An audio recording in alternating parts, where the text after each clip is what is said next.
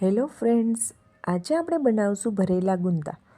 ભરેલા ગુંદા બનાવવા માટે મેં અહીં ગુંદા સારી રીતે ધોઈ સાફ કરી અને લીધા છે.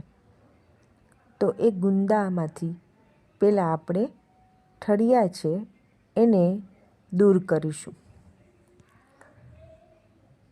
બધા જ ગુંદાના ઠળિયા નીકળી જાય પછી આપણે તેમાં મીઠું નાખી અને અંદરની જે ચીકાશ છે એ ચીકાશને દૂર કરશું.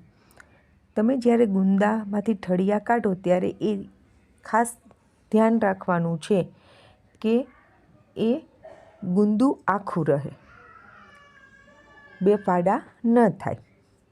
બધા જ ગુંદાના ઠળિયા નીકળી જાય પછી મીઠું નાખી અને એની ચીકાશ દૂર કરવાની છે.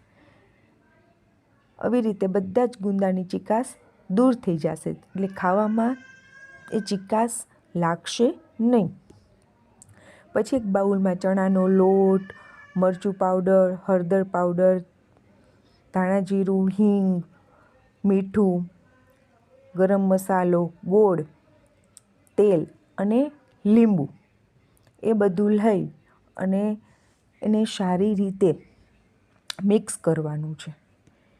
મિક્સ થઈ જાય પછી ગુંદામાં ભરવાનું છે. દાબીને ગુંદા ભરવા.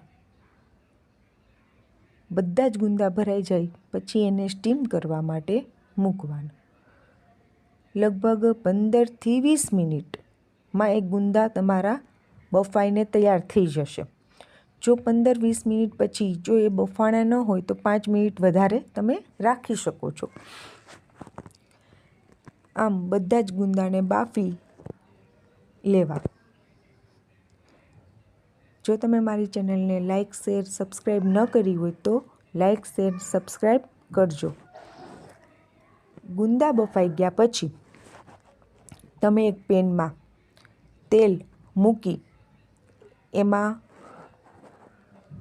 રાઈ, હિંગ મૂકી ગુંદા વઘારવાના છે અને ઉપરથી મરચું પાવડર અને ધાણા જીરું પાવડર ઉમેરવાના છે.